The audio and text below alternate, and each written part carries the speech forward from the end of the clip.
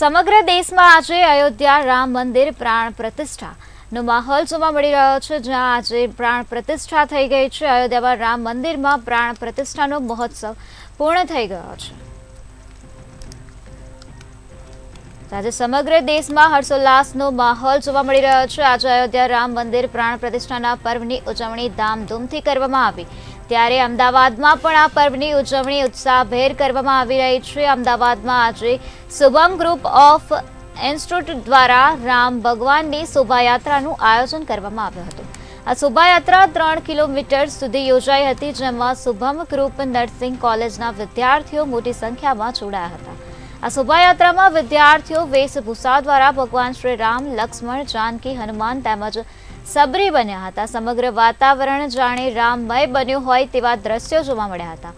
અસારવાના ધારાસભ્ય દર્શનાબેન વાઘેલા પણ આ રેલીમાં ખાસ ઉપસ્થિત રહ્યા હતા।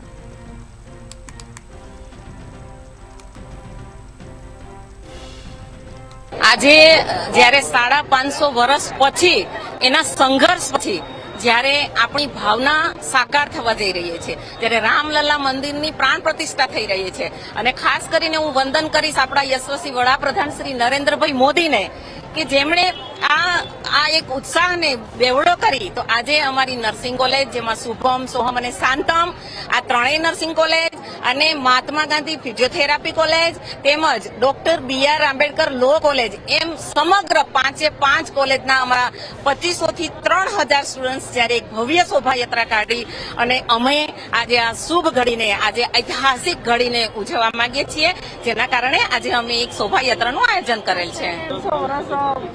પછી અમારા રામ ભગવાન જે આજે અયોધ્યામાં બિરાજમાન થવાના છે, તેના માટે આજે આખો દેશ રામમય બન્યો છે। આપ જુઓ છો, એમાં મારા અસારવા વિધાનસભામાં પણ ખૂબ કાર્યક્રમો છે। હોસ્પિટલ તરફથી આજે આ રેલીનું આયોજન કર્યું છે, અને આજે સૌ લોકો એક શોભાયાત્રામાં જોડાયા, અને આ શોભાયાત્રા દ્વારા આ વિસ્તારમાં ફરી વાતાવરણ બનશે।